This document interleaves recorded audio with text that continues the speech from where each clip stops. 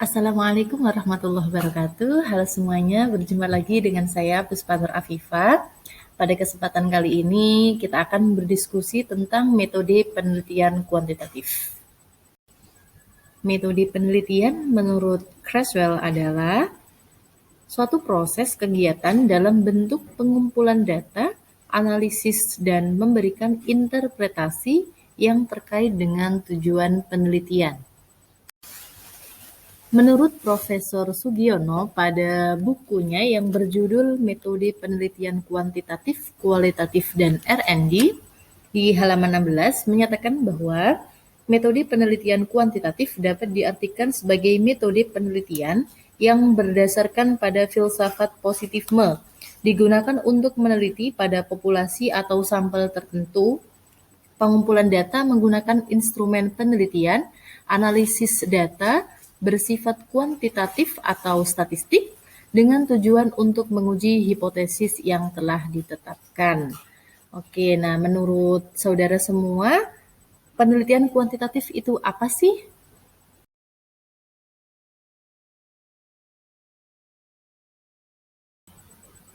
Oke, selanjutnya yaitu sistematika proposal penelitian kuantitatif. Untuk bab pertama, pendahuluan ada latar belakang. Latar belakang masalah ini berisi tentang sejarah dan peristiwa yang terjadi pada objek yang akan diteliti. Tetapi peristiwa itu nampaknya ada penyimpangan dari standar keilmuan maupun aturan. Penyimpangan ini perlu ditunjukkan dalam data. Peneliti juga perlu menuliskan mengapa hal itu perlu diteliti. Yang kedua ada identifikasi masalah. Semua masalah yang ada pada objek penelitian dikemukakan, baik masalah yang akan diteliti maupun tidak diteliti. Tunjukkan hubungan masalah satu dengan masalah yang lain. Masalah yang diteliti umumnya merupakan variabel dependent atau bergantung. Nah, selanjutnya yang ketiga ada batasan masalah. Karena keterbatasan waktu, dana, tenaga, teori, dan supaya penelitian lebih mendalam, maka penelitian dibatasi pada beberapa variabel saja. Yang selanjutnya ada rumusan masalah itu dinyatakan dalam bentuk kalimat tanya. Selanjutnya ada tujuan. Untuk tujuan penelitian ini tidak sama dengan tujuan yang ada pada sampul skripsi ataupun tesis ya. Ini merupakan tujuannya yaitu misalkan berkenaan dengan tujuan peneliti dalam melakukan penelitian itu apa.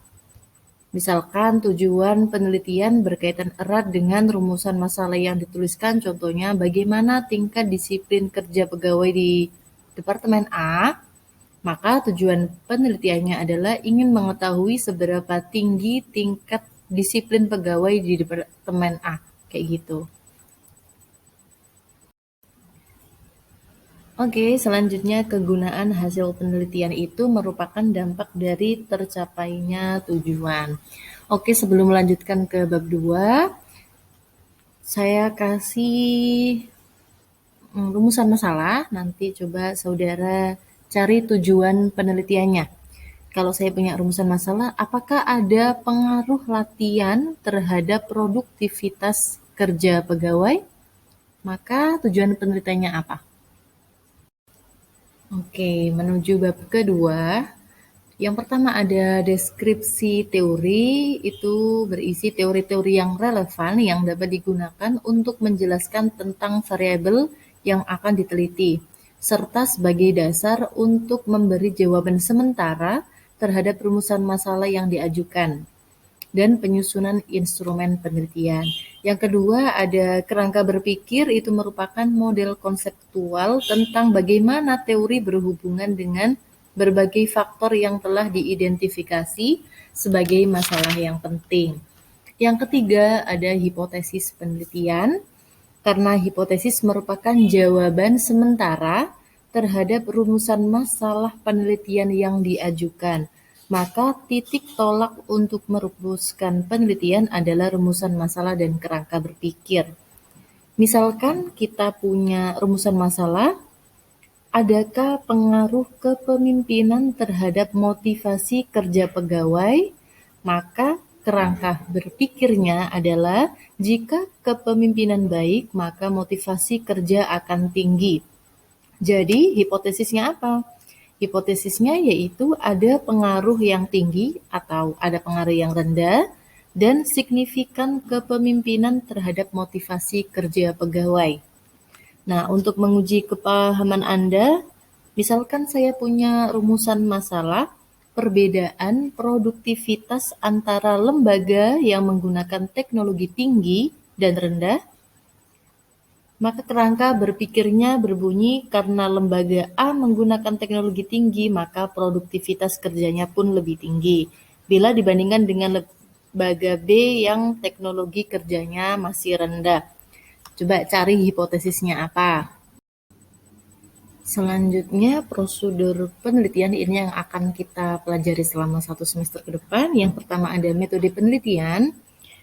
Di sini menjawab rumusan masalah dan menguji hipotesis diperlukan adanya metode penelitian. Untuk itu, di bagian ini perlu ditetapkan metode penelitian apa yang akan Anda gunakan. Misalkan ada survei atau eksperimen. Yang kedua ada populasi dan sampel ini sudah pernah kita pelajari, silakan dicek di video saya sebelumnya. Oke, dalam penelitian ini perlu dijelaskan populasi dan sampel yang digunakan sebagai sumber data. Bila hasil penelitian akan digeneralisasi, maka sampel yang digunakan sebagai sumber data harus representatif, dapat dilakukan dengan cara mengambil sampel dari populasi secara random sampai jumlah tertentu. Selanjutnya ada instrumen penelitian. Ini bertujuan untuk mengukur suatu gejala akan menggunakan instrumen penelitian ya. Jumlah instrumennya tergantung pada variabel yang diteliti. Bila variabel yang diteliti jumlahnya 5, maka akan menggunakan 5 instrumen. Dalam hal ini perlu dikemukakan instrumen apa aja yang akan digunakan untuk penelitian. Skala pengukuran pada setiap instrumen nanti akan kita pelajari ya. Ada beberapa skala pengukurannya. Selanjutnya ada teknik pengumpulan data. Itu hal yang paling penting pada metode penelitian kuantitatif, sehingga betul-betul harus kita pelajari nanti. Untuk teknik pengumpulannya ada angket, observasi, wawancara, tapi tidak harus semuanya dikumpulkan, tidak harus semuanya ditulis pada penelitian kita ya, disesuaikan aja yang kita pakai apa dan harus dijelaskan secara rinci dan objektif. Selanjutnya ada teknik analisis data.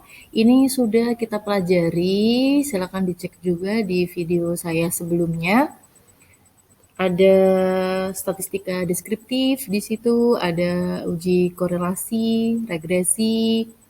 Selain itu ada uji T dan lain sebagainya. Nanti disesuaikan dengan topik yang akan Anda bahas.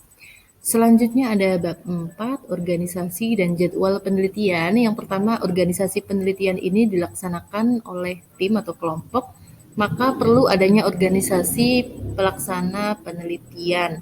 Minimal ada ketua yang bertanggung jawab dan ada anggota sebagai pembantu ketua. Yang kedua ada jadwal penelitian. Jadi setiap rancangan penelitian perlu dilengkapi dengan jadwal kegiatan yang akan dilaksanakan.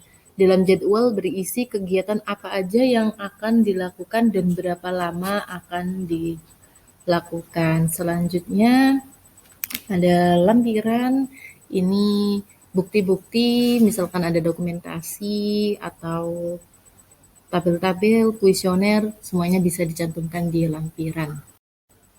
Oke, selanjutnya kita membahas karakteristik metode penelitian kuantitatif. Hal ini perlu saya bahas karena ini akan membedakan metode kuantitatif dengan kualitatif. Yang pertama ada desain. Untuk kuantitatif, spesifik, jelas, rinci, ditentukan secara mantap sejak awal, menjadi pegangan langkah demi langkah. Untuk tujuannya menunjukkan hubungan antar variabel, menguji teori, mencari generalisasi yang mempunyai nilai prediktif. Yang ketiga ada teknik pengumpulan data, bisa melalui kuesioner, bisa melalui observasi dan wawancara terstruktur. Untuk instrumen penelitian ada tes, angket, wawancara terstruktur, ada instrumen yang telah terstandar. Masih tentang karakteristik metode kuantitatif, yang pertama ada data, tentunya kita datanya kuantitatif, hasil pengukuran variabel yang dioperasionalkan dengan menggunakan instrumen. Tapi kalau pada kualitatif, deskriptifnya kualitatif ya.